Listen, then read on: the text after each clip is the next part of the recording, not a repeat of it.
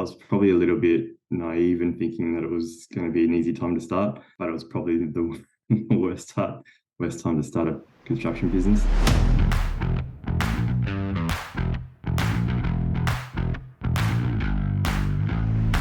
Welcome to Professional Builders Secrets, a podcast for building company owners wanting to grow safely and securely. I'm your host, Will Blunt, and today I'm joined by Liam Marshall from Melaleuca Homes in New South Wales, Australia. Liam, welcome to the show. Thanks, Will. Good to be here. Yeah, awesome to have you on. We had a few technical issues before the show, but we've overcome them, and I've finally got a chance to learn more about your building company, so I'm excited. That's good. What got you into the building industry, Liam? So I actually started out becoming a chef, and I did my whole qualification being a chef, and then kind of got a bit over the hours and just wanted to do something different. So my brother's actually an electrician, and he sort of suggested me going into building. And then, from there, just started. How long ago was that you were a chef? It would have been about 13 years ago. Interesting. So I was doing it when I left school.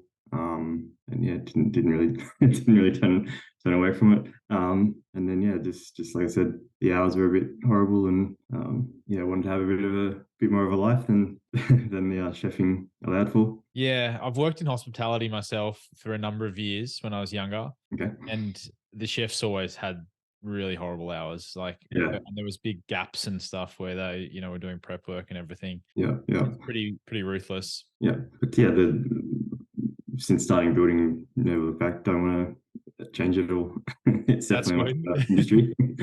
That's a good thing. So what do you love about building then? I'm creative, so I like obviously creating buildings for people and creating their perfect home. I love seeing the excitement on people's faces, especially when we design their home to what they want. And I love handing over a new build to them. And the whole finally getting exactly what they want from that build. Yeah, awesome. So Melaleuca Homes, you do design build you through the whole process? Yeah. So we take our clients all the way from concept stage all the way through to construction. Is that something, did you always do that, or did you start out building off other people's designs and things like that? So we've always, actually ever since we met APB, we started doing the whole concept all the way through. Before that, we used to do renovations and sort of just used to get sent plans, and it was just what came through we would build. So it was probably about a year and a half ago that we started doing the whole concept through the construction stages. Yeah. And you enjoy that a bit more than taking someone else's design and turning it into a house? Yeah, definitely. I do like having a say or guiding our clients through the whole stages and suggesting things for them that will improve their build. And it's nice to sort of guide the client through that sort of stage and watching the development of themselves and also the construction. The build. Yeah, of course. I mean, it's kind of like if you're involved throughout the whole process, it must be so rewarding as well. Yeah, and you do get to know the client quite well. You could be talking to them for almost a year before you even start building, so you sort of become part of the family in a way. Spend so much time with them.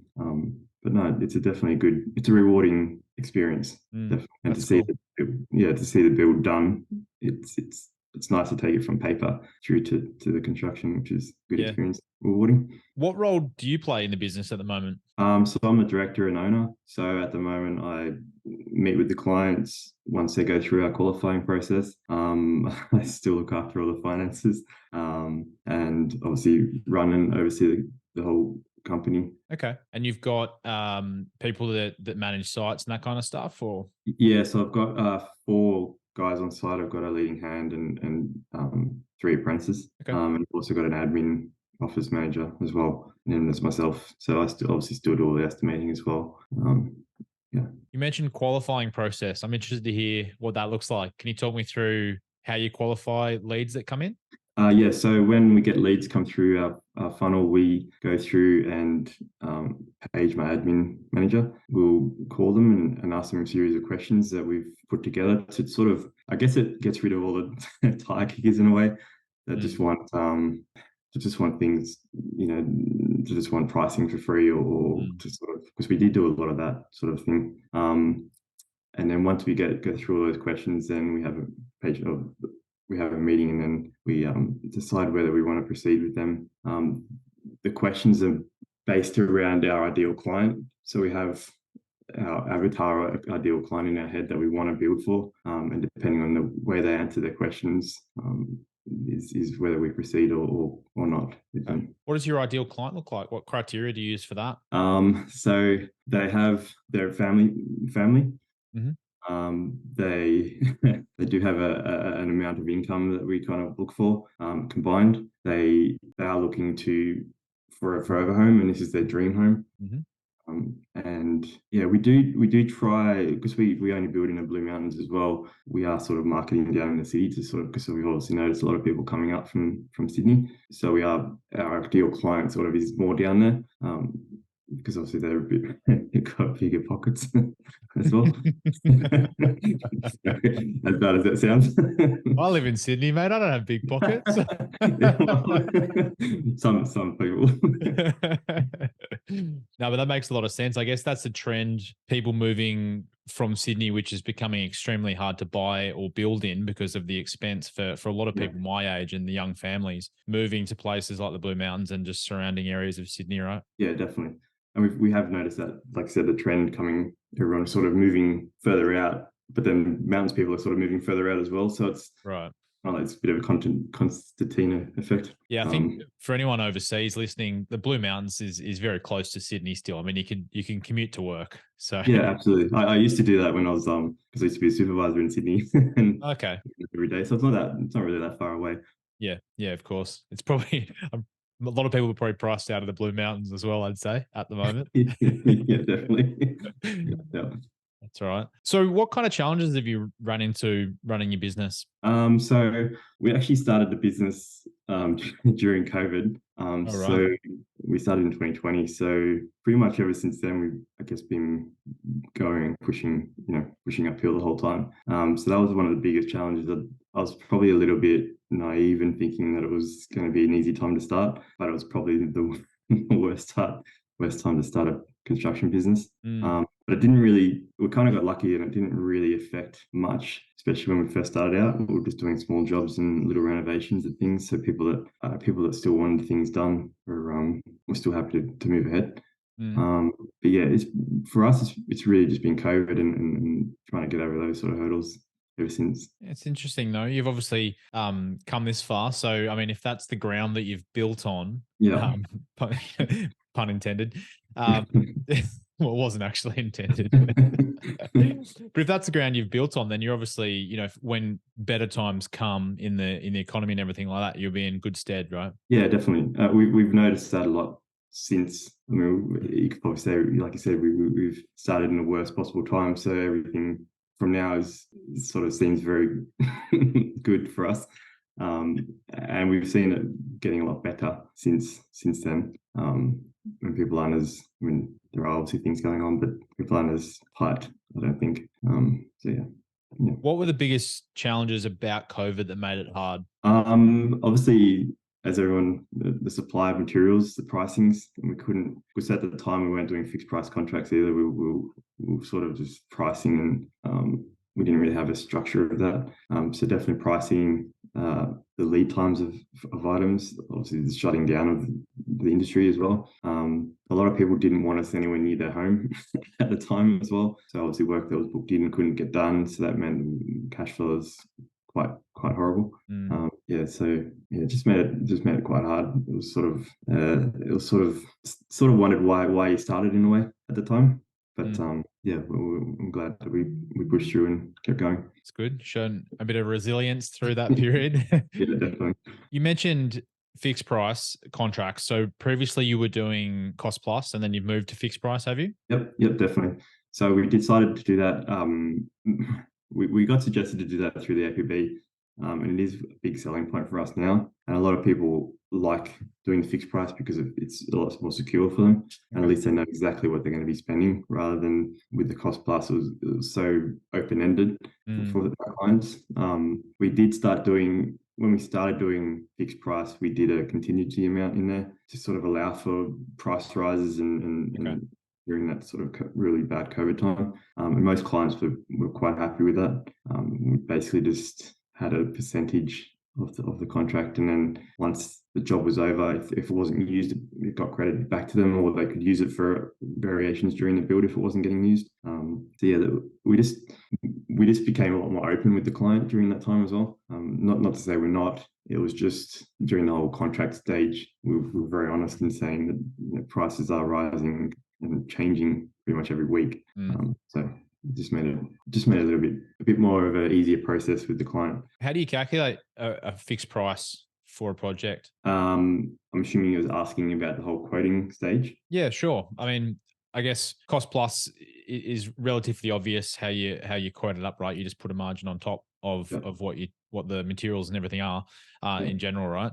But with fixed price, I guess, what factors do you consider when you're pricing up a project on a fixed price contract? So a lot of the factors would be so depending on when we're going to be building project, we do keep in contact with our suppliers a lot just to see if there's any movement in materials, especially our subcontractors as well, because obviously the materials are going up and down as well.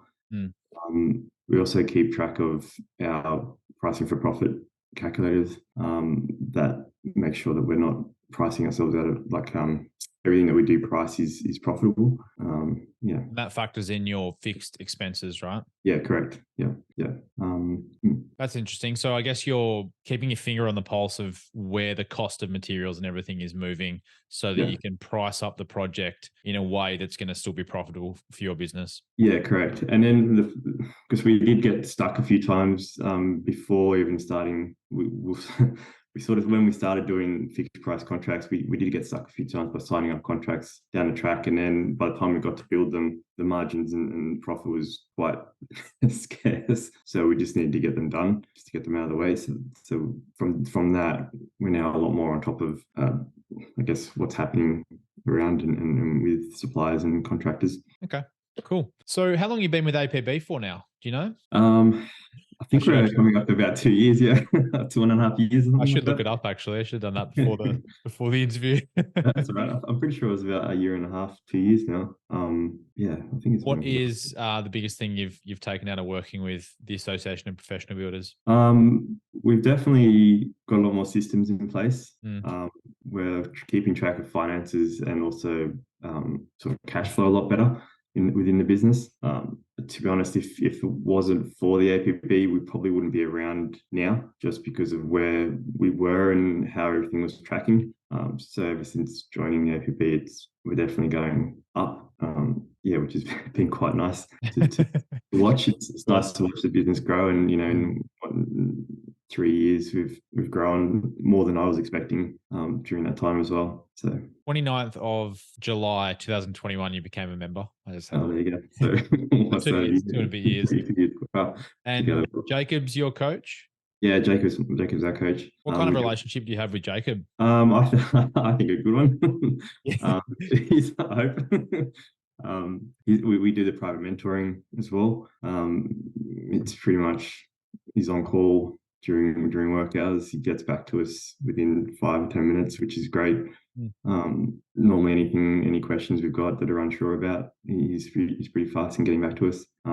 He's great with guiding the business in a way. So if I'm a bit hesitant about something, he gives you both sides of this equation, and then it kind of helps the decision making a bit better. Can you think of an example of a question that you called him about just to kind of run by him? Yeah, so we're just going through the stage of updating our website again. Okay.